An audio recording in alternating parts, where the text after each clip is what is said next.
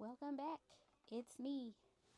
As y'all can see, I'm in a different setting. We have moved. As y'all can see, got boxes. Stuff is just everywhere. I wanted to talk to y'all about something that has been ongoing for the last, I'll say, last 2 years that I've been going through personally. So let's jump right on in.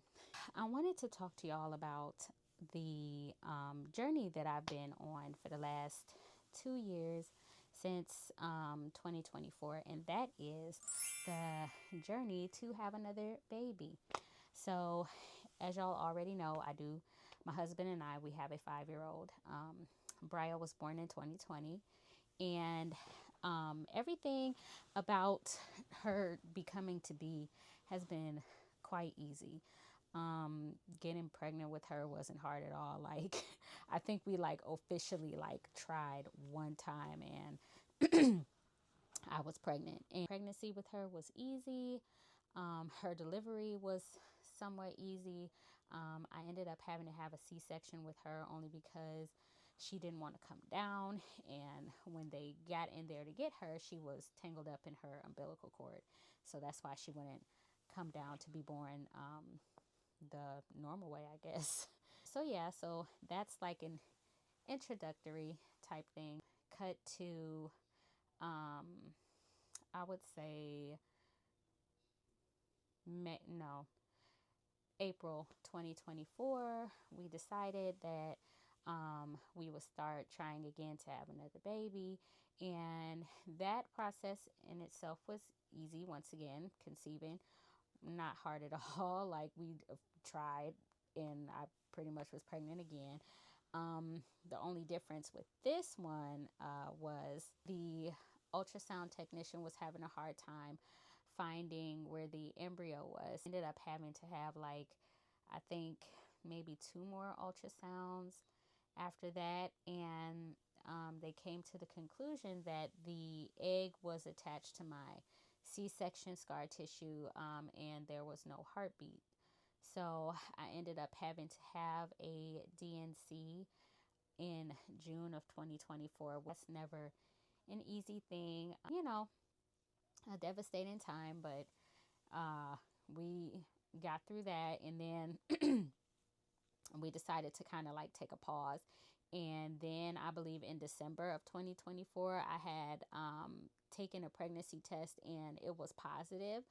And then, like, the very next day, I had started bleeding. So the doctor told me to come into the office, and they took urine and blood and all the things. So when they did the urine test, I don't believe it came back positive. But when they did the blood test, my HCG level was like at a 15. It was a number nonetheless. So then I had to get more blood tests, and the HCG level after a few blood tests was low, pretty much non-existent. So they came up with the conclusion that I had what's called a chemical pregnancy. So, like, something was starting, and then it just ended. Then after that, we took a long break. Didn't start trying again until October or September of 2025.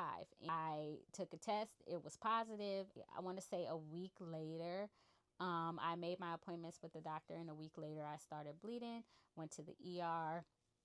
They did their assessment and everything, and they took blood, and my HCG level was high again. And then I had to have a series of blood tests again, and the HCG level just kept going down and down and down. Concluded that I had a miscarriage.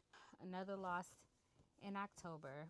So this time I, met up with my doctor, and she suggested that we go see reproductive endocrinology. So I set up an appointment for that. I met with a nurse practitioner, and we, went through my history and everything that was going on. And she recommended that I have a procedure called an SIS, which is a saline infused sonogram, ultrasound essentially. So it is a transvaginal ultrasound with the probe, and they take a thin tube and they will inject saline into the uterus just to see if there are any obstructions or anything like that with the uterus.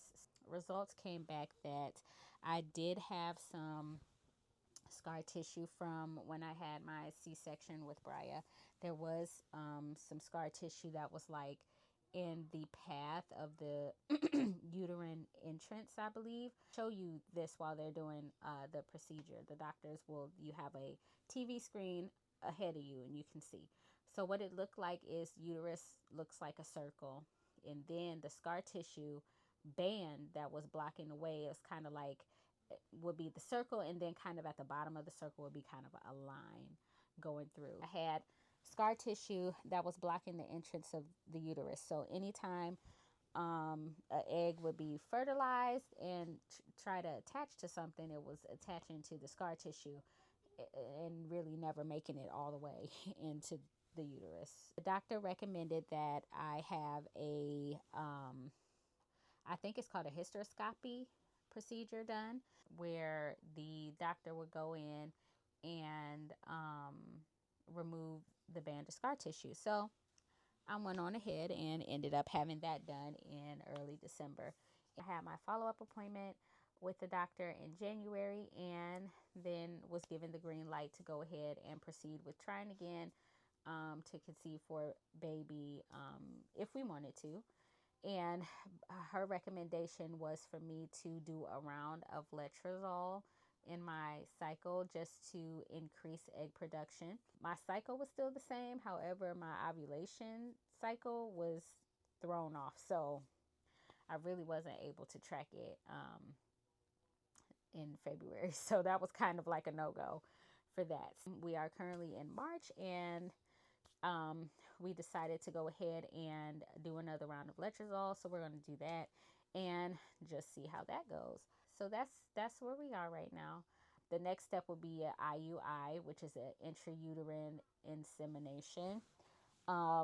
Feel free to Google. If that doesn't work, then of course you go the traditional IVF route. But I'm hoping that just with the letrozole, we won't have to go any further than that. So fingers crossed for that. So we're going to try what we can and figure it out from there.